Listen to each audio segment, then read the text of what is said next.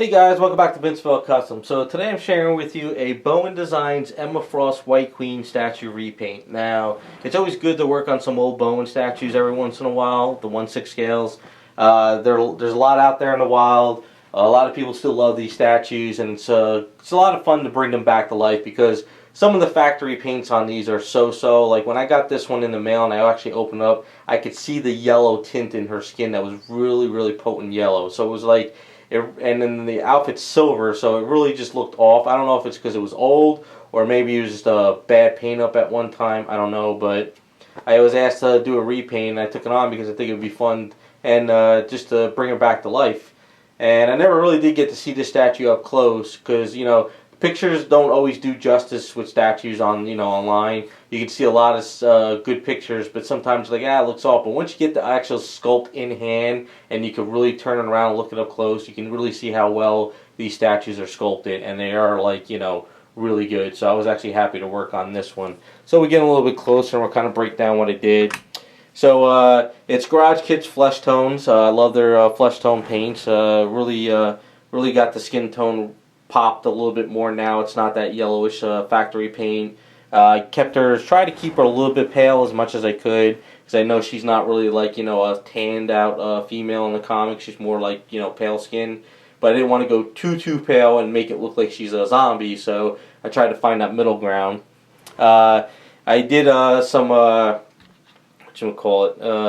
eyeshadow. Well, let's see, we get a little bit. So I did some blue eyeshadow on her, and I thought I was going to go with a route where, giving her the white lipstick and all that, but he wanted to keep her more of a natural face look, but he did like the blue eyeshadow, so I thought that was pretty good, and it kind of brings her together more, especially as a white queen.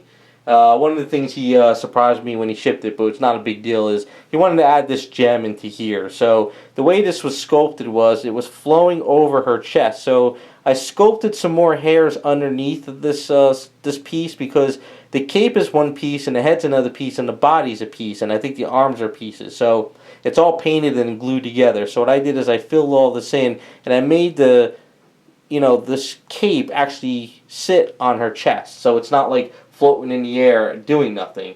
So now it's actually like part of the sculpt now, which I wanted to fill in a little bit. So once I filled all that in, I created a little circle area and I put a drill in there. So I figured at the end what I could do is I could just glue the gem in at the end, which is like a little bit of a diamond, a little plastic diamond. And then once that was all said and done, our outfits are different whites, and you might not see it in camera too well, but what I did is this white here is a pearlized white with an interference blue, this top and her bottom. And now her gloves and her boots are pure white with some gray shading and then a really heavy gloss coat of the Duplicolor car paint. So I wanted her boots and her gloves to really be like, that PVC almost type or latex type look, where her outfit's kind of more a little bit like shiny and silky. So that's kind of what I did with those. It's very hard to see because whites, even though you do subtle difference of whites, they all still look the same because white's very potent, whereas when you do blacks, you can do the same thing with blacks, but you can add a little bit of browns and blues and purples, and you can get different shades of the blacks, where white, if you do a little bit of a blue or if you do a little bit of a brown, it just mutes up the color, so you can't really go too far with whites.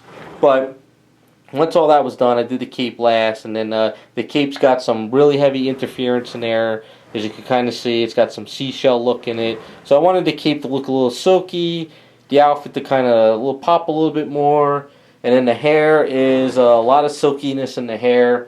Now, the way they did the hair at the factory was like just pure white, yellow, and then they kind of like did a wash of like some kind of a brown red, and when you do a wash, if the sculpt isn't perfect, the wash kind of catches in certain areas and it doesn't look right. So what I did is I just did a nice silky hair look on her, so I let the light grab the hair.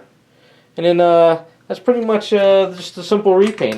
Like I said, Bowen statues are great statues. They're they're still out there in the wild. Some are really catching good prices, some dropped in prices, but who's to say that if you like his sculpts, you can't pick them up, do a couple tweaks on them, do some repaints, and you got yourself a really cool collection that, it's a 1/6 scale, and you can go back and get them and just make them, just bring them back to life. So that's what I did with this one. Hopefully you guys like the way she came out. Thanks for watching, and we'll be back with some more videos.